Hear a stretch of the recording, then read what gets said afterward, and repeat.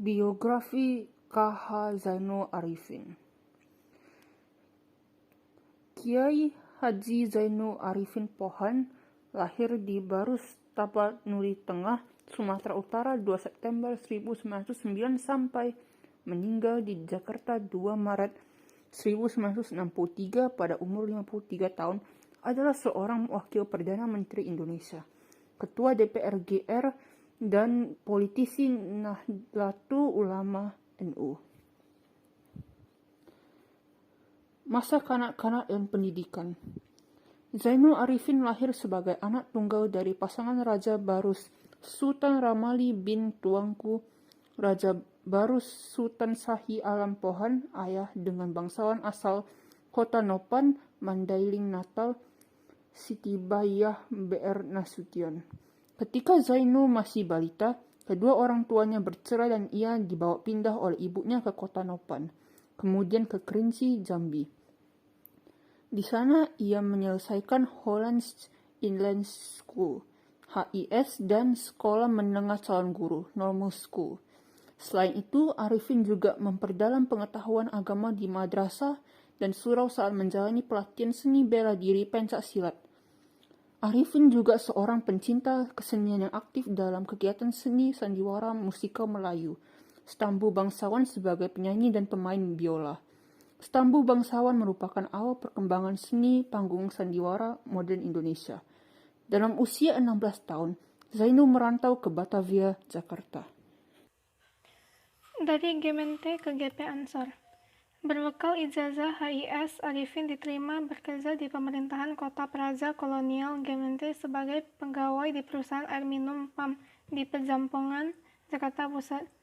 Di sana ia sempat bekerja selama 5 tahun sebelum akhirnya terkena PHK saat resesi global yang bermula di AS dan berdampak hingga ke wilayah Hindia Belanda.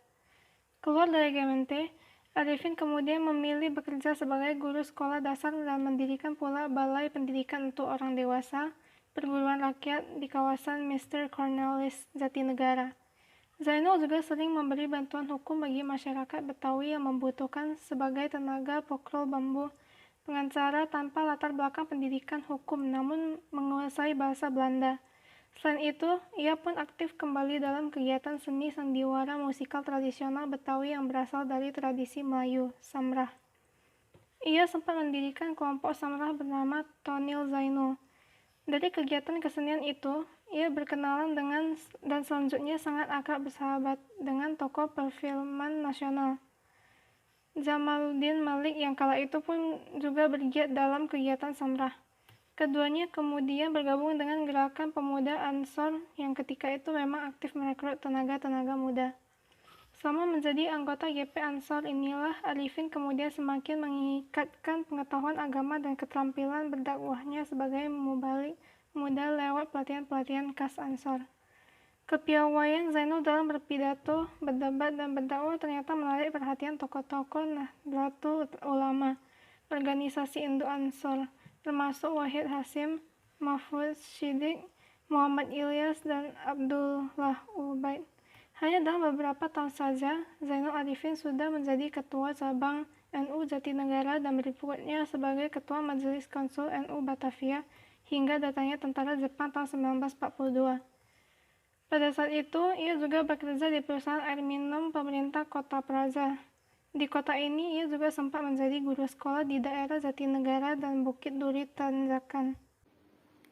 Menjadi Panglima Hizbullah Masyumi. Selama era pendudukan militer Jepang, Zainul Arifin ikut mewakili NU dalam kepengurusan Majelis Syuro Muslimin Indonesia Masyumi dan terlibat dalam pembentukan pasukan semi-militer Hizbullah.